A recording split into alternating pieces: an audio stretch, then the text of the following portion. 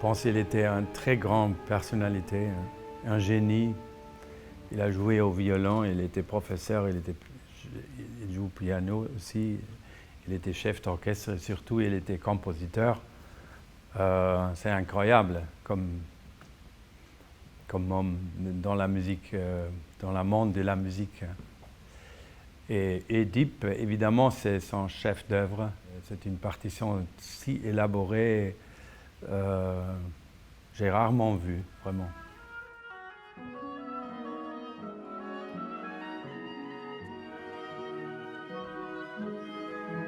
Son racine est dans la musique française.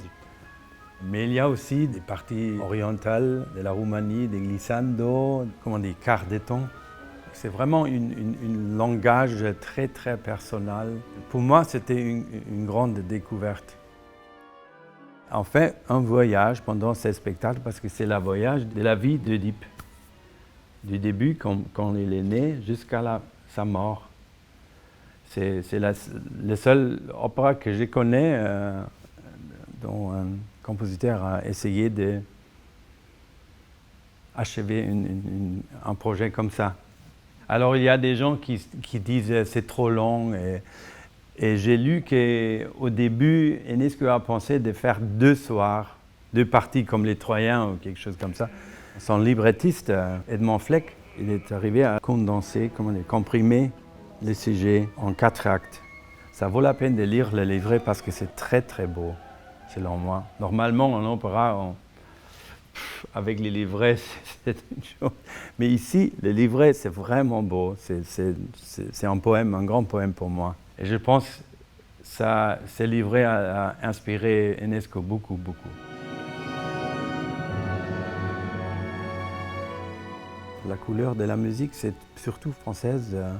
Les détails, les petits détails. Peut-être la forme, c'est plus influencé par la tradition austro-allemande. Il y a des leitmotifs. Dans cet opéra, il y a des motifs qui sont là du début, du prologue. Il y a un prologue symphonique. Il y a deux motifs très importants. L'un est des motifs du meurtre de Laios, du parricide. Le motif le plus beau, c'est associé à la personnalité Jocaste.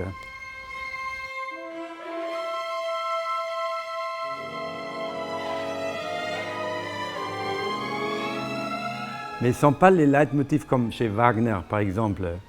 Ce n'est pas très évident. C'est un peu caché, ils sont là, ils ne sont pas là. Alors il a usé pour développer sa langage, c'est un peu comme une fleuve toujours.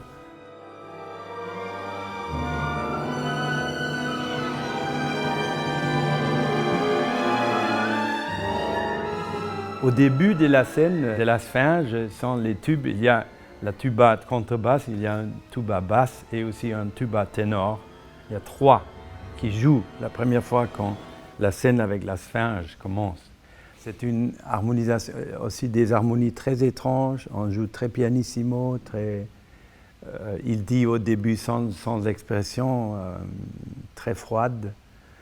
Et là, la Sphinge commence à chanter comme elle se réveille. On entend l'harmonium, il y a un harmonium, on entend la céleste. C'est une écriture très, très, très spéciale pour cette scène. Et sur le climax, quand elle a compris qu'elle va mourir, on a des grands glissandi et c'est incroyable. C'est une sonorité qu'on trouve seulement dans cette scène-là. Et je trouve assez spectaculaire, vraiment. C'est peut-être la scène de tous les spectacles.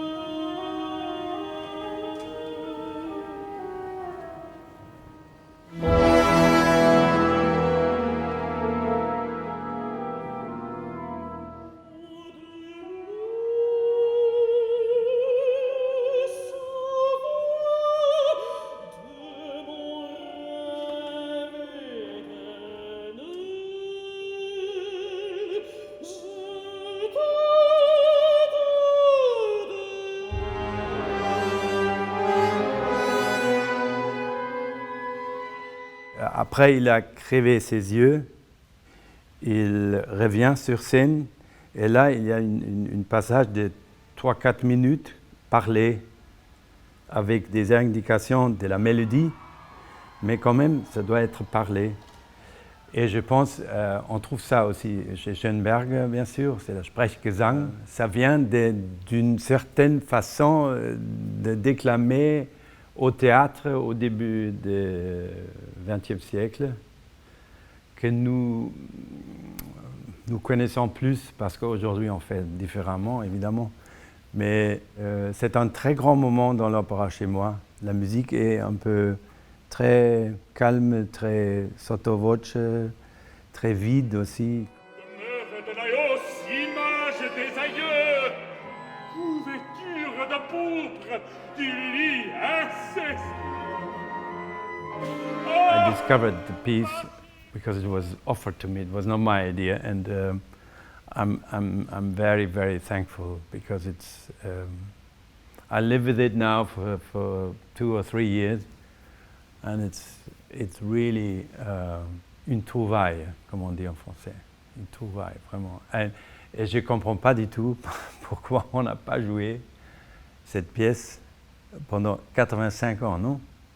C'est incroyable pour moi, parce que je pense que c'est un chef d'œuvre, pas seulement d'Enescu, mais du XXe siècle en tout. Au niveau de Péléas et Mélisande,